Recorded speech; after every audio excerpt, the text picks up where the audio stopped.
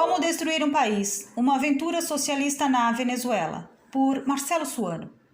Convoque a Constituinte. Não tem mais como evitar a ditadura. No dia 22 de abril, a Marcha do Silêncio, convocada pela oposição, mostrou o descontentamento popular, mas apesar de tentar ser uma ação pacífica, no dia anterior protestos geraram saques, combates nas ruas e violenta repressão governamental.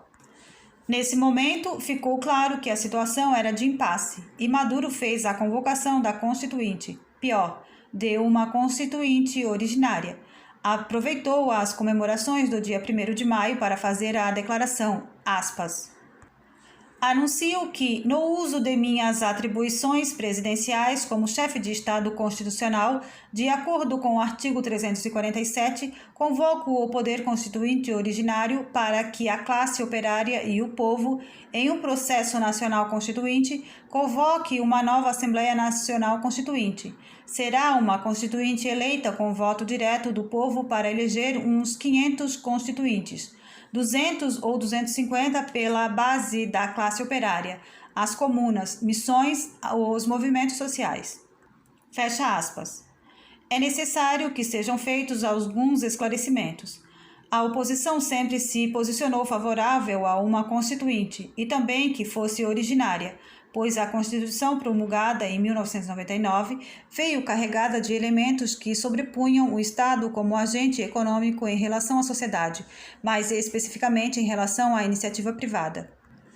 A busca dos opositores para que houvesse uma nova Carta Magna decorria do fato de verificarem as falhas presentes nas instituições e organização administrativa venezuelana, que não permitiam ao povo exercer controle sobre os governantes, apesar de existirem prescrições claras sobre essa possibilidade. Um exemplo ilustrativo era o caso do referendo revogatório de qualquer mandato eletivo. Mas, como foi demonstrado, tais prescrições poderiam ser ignoradas, desrespeitadas ou até mesmo contornadas por mecanismos legais, bastando para isso que houvesse um controle político sobre órgãos que deveriam ser técnicos por excelência, tais como nos casos do TSJ e do CNE. Por isso, os opositores sempre tentaram a instauração de uma Assembleia Constituinte, para permitir que fossem removidas as travas políticas que impediam a mudança, bem como gerar um progresso com equilíbrio social e possibilitar a aplicação de uma nova fórmula política e econômica, visando solucionar a crise venezuelana, com elementos como a redução do papel do Estado na economia, o controle dos gastos públicos e o estímulo ao empreendedorismo.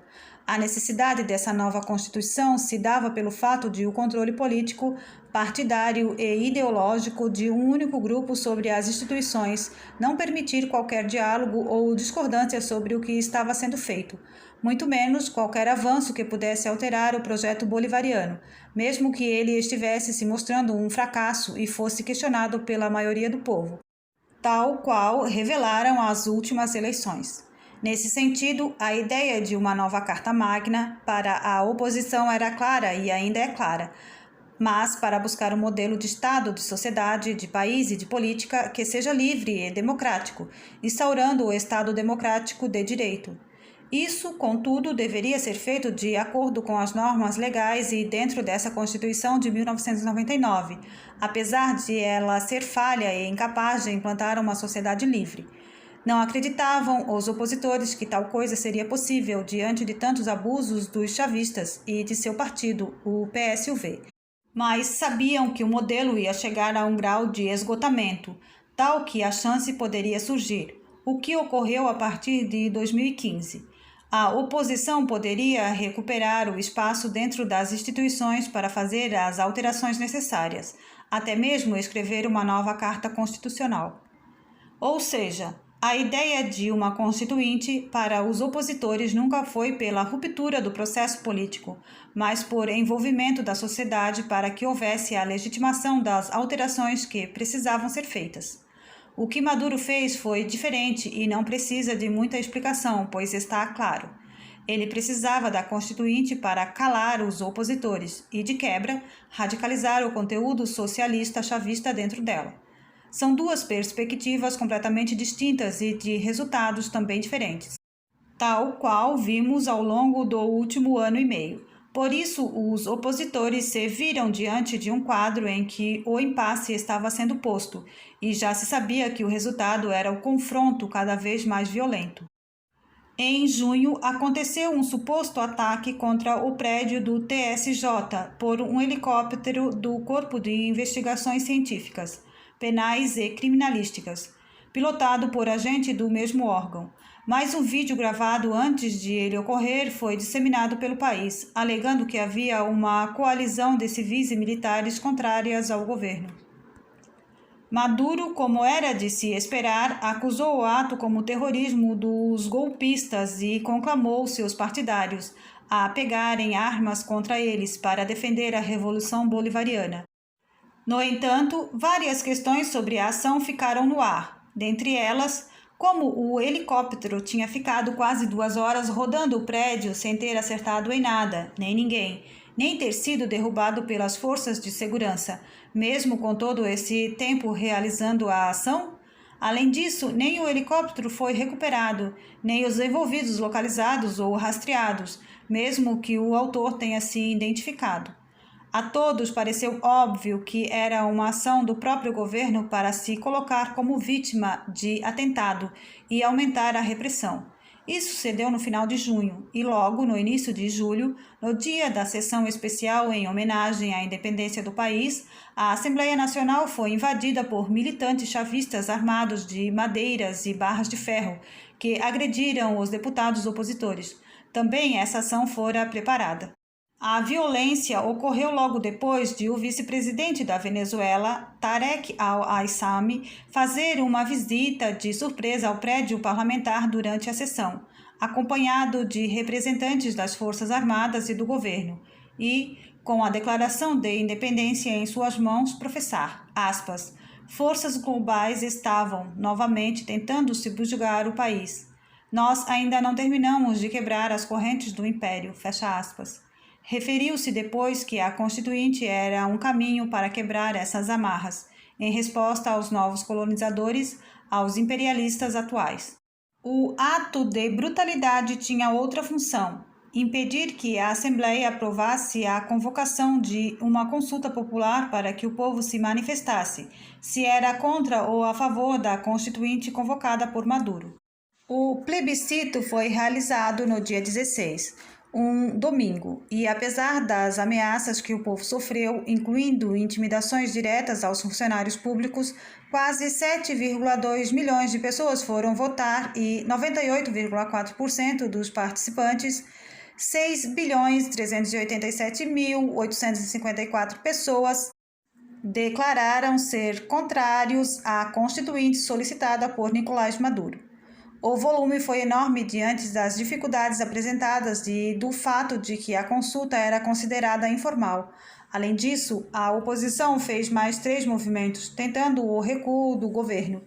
Declarou que não inscreveria ninguém para compor lista na votação que decidiria os deputados constituintes no dia 30 de julho e convocou 2 greves gerais. No dia 21 de julho, a greve de 24 horas teve adesão de 85% da população, conforme dados apresentados pelo deputado opositor José Manuel Olivares. A greve foi sentida em várias localidades, dentre elas Caracas, que teve boa parte da cidade paralisada. A outra greve, de 48 horas, ocorreu no dia 26 e, segundo informação disseminada, teve maior abrangência e adesão, mostrando que os opositores ganhavam terreno. Estimou-se que, no primeiro dia, o percentual que aderiu foi de 92% dos trabalhadores em todo o país, conforme foi divulgado na imprensa. Aspas, a greve geral teve maior adesão no setor de transportes, com mais de 90% dos trabalhadores parados. No comércio, o índice de participação foi de 86%. Já no setor público e no petroleiro, opositores estimam a adesão de 82% e 77%, respectivamente. Fecha aspas. Em síntese, estava claro que o povo, em parte expressiva e certamente em sua maioria, não queria o caminho trilhado pelo bolivarianismo, ou, ao menos, que a sociedade estava dividida e queria, ao invés do confronto e do fim da ordem constitucional, que se buscasse o caminho pelos meios já instituídos. Tanto isso era verdade que a própria oposição tentou usar do argumento de que se estava destruindo a Constituição chavista para impor uma ditadura, mostrando aos bolivarianos que o ato por si era nefasto e não significava que o caminho trilhado pelos chavistas no início estava sendo respeitado por esses herdeiros. Claro que era um argumento retórico, pois se sabia que Chaves fora um contínuo candidato a ditador, mas era um jogo para dizer que, se eles se diziam democratas, o que Maduro fazia ia contra essas declarações dos bolivarianos. A nova resposta do presidente foi proibir qualquer tipo de manifestação entre o dia 28 de julho e 1º de agosto, para impedir atos contrários à eleição dos deputados constituintes, marcada para o dia 30.